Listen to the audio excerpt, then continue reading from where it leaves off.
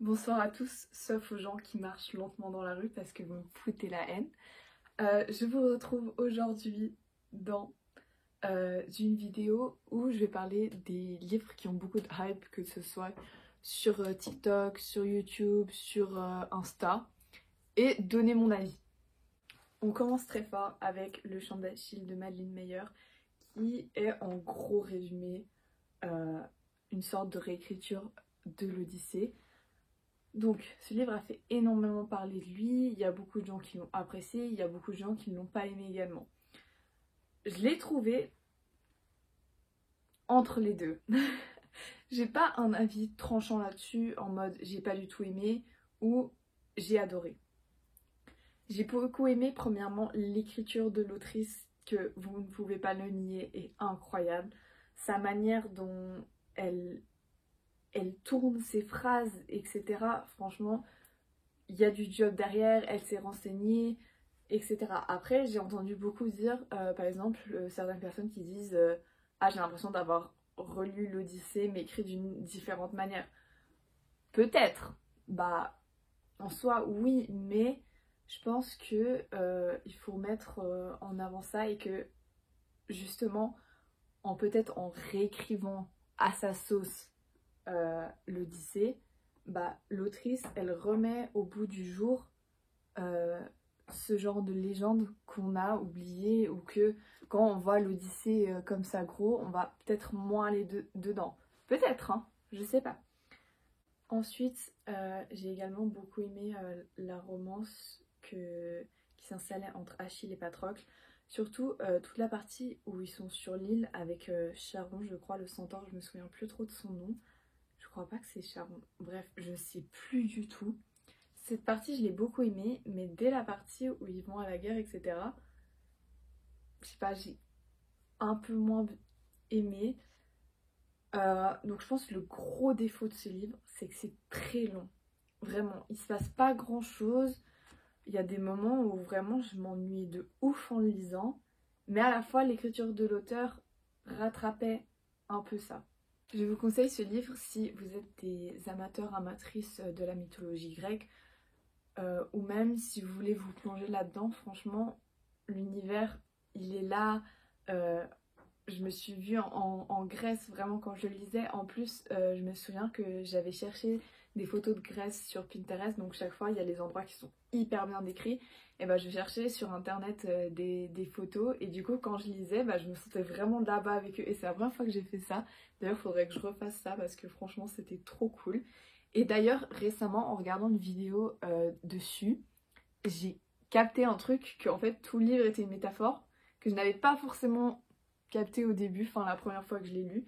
Du coup, vraiment, je vais pas vous la dire parce que c'est quelque chose qui spoil, donc si vous l'avez pas lu, ce serait un peu dommage. Mais si vous voulez venir en parler en privé, nous étions comme des dieux à l'aube du monde, en proie à une joie si vive qu'elle nous rendait incapables de voir autre chose que l'autre. Ensuite, un livre dont je vous ai déjà parlé sur ma chaîne, qui s'agit 1000 baisers pour un garçon de Tilly Cole. Donc c'est un livre que j'ai vu surtout beaucoup sur TikTok. Partout en vrai un peu, mais surtout beaucoup de gens qui chialent devant ce livre. Et là je commence à voir passer quelques avis négatifs dessus. Donc on va trouver Poppy et Rune qui sont amoureux depuis l'enfance. Et ils pensaient que rien ni personne ne pourrait jamais les séparer jusqu'au jour où Rune part pour 2 ans dans sa Norvège natale. Et il va arriver toute une succession d'actions à Poppy qui en fait va être amenée à couper totalement les ponts avec Rune. Elle va pas lui envoyer de message, etc. Et du coup, les deux ils sont un peu désarçonnés. Et c'est une histoire qui est très triste. Je vous l'accorde, j'ai lâché ma petite larme à la fin. Mais je sais pas. Comment expliquer ça? Il y a beaucoup de passages que j'ai beaucoup aimés, qui sont hyper inspirants. Je trouve que qui sont inspirants pour avoir une vie meilleure, pour profiter de chaque instant. Vraiment, ce livre, c'est profite de ta vie, profite de chaque instant. Et ça, franchement, je trouve ça extrêmement beau. Je crois que je vous avais déjà lu un passage justement dans ma vidéo. Du coup, je pense que je vais vous relire un passage. Et un autre passage, je vais essayer de trouver, je sais plus exactement ce que j'avais dit, mais franchement, si vous avez l'occasion de le lire, lisez-le. En plus, il est tout petit, donc franchement, en un après-midi, c'est fait. Après, c'est pas non plus le livre que tout le monde devrait lire, mais il est pas mal, franchement. Elle disait aussi que les plus belles choses sont éphémères. Elles meurent trop tôt pour nous rappeler que la vie est courte et précieuse, comme les fleurs de cerisier, comme les étoiles filantes. On est tellement habitué aux autres étoiles qu'on les oublie. Mais quand on voit une étoile filante, on se souvient de ce moment à jamais. On part sur du lourd. Il s'agit de Jamais plus de Colleen Hoover. Ce livre, j'en entends extrêmement parler. Juste avant que j'en parle, j'aimerais que vous vous rendiez compte à quel point ce livre n'est pas un livre anodin. Il y a des trigger warnings dessus. Faites attention à vous. C'est pas un livre juste que tu lis comme ça et qui est juste triste. Non, c'est vraiment une histoire qui est tranchante, qui transperce. Et je pense que si vous avez vécu une de ces scènes-là ou quoi que ce soit, de un, vous êtes très fort. De deux, je pense que ça n'est pas forcément le livre à lire pour vous. Du coup, renseignez-vous sur les trigger warnings. On va suivre Lily qui, le soir de la mort de son père, va se retrouver pour une raison X ou Y, je me souviens plus exactement, sur le toit d'un building. Et elle va faire la connaissance de Ryle, qui au début tout se passe très bien, puis son passé va la rattraper, on va dire ça comme ça.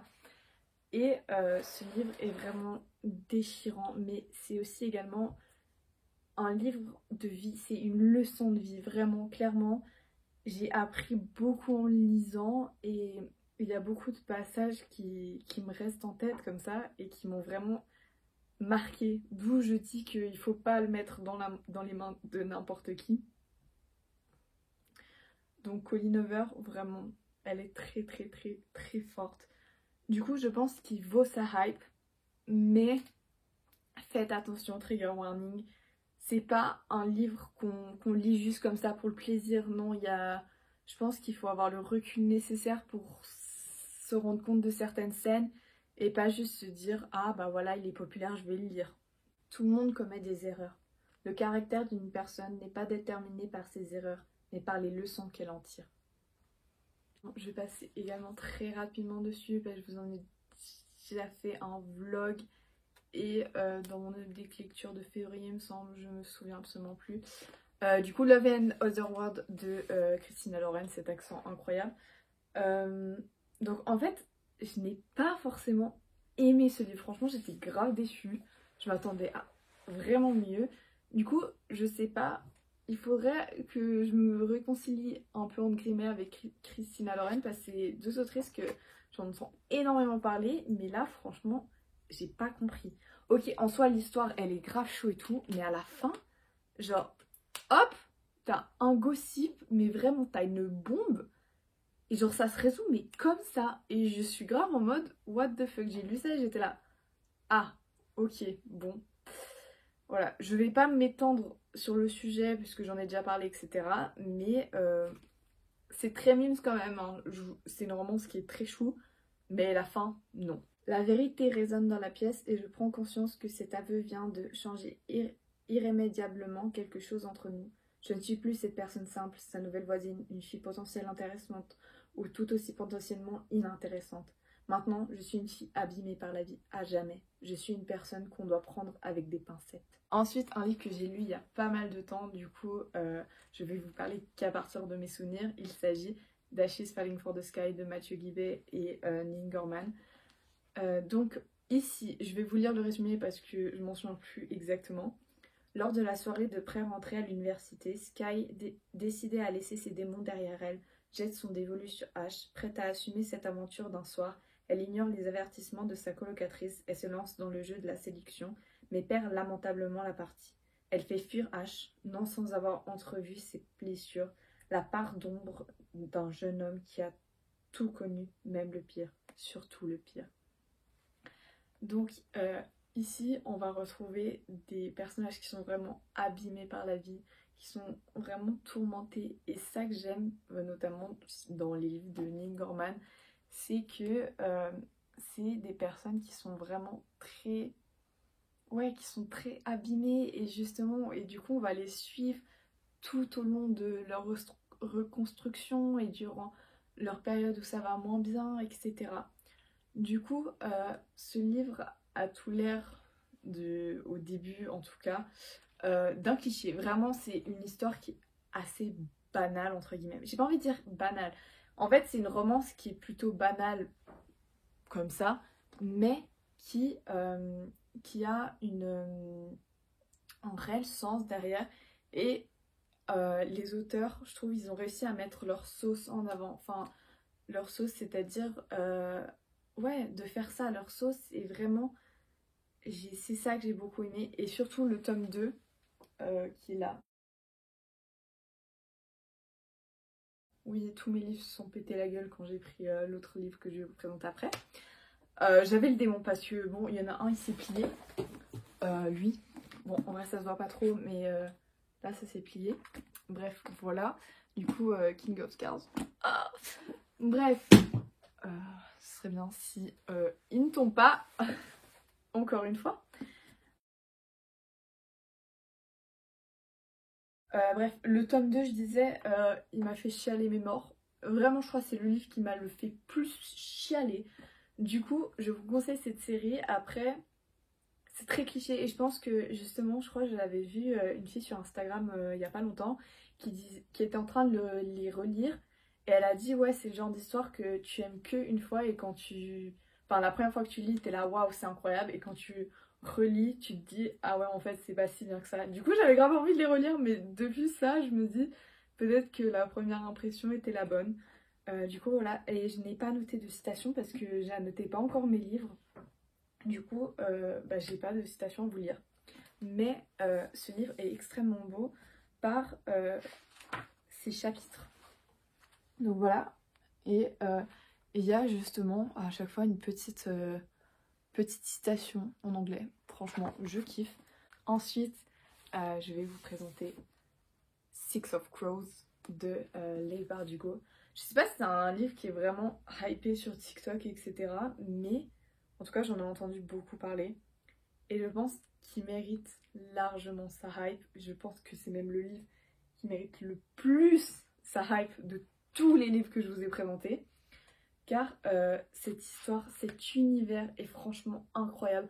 Ce que Leigh Bardugo a réussi à faire, à inventer. Et quand je me dis que tout ça, genre c'est sorti de la tête de une personne, mais je trouve ça mais tellement incroyable.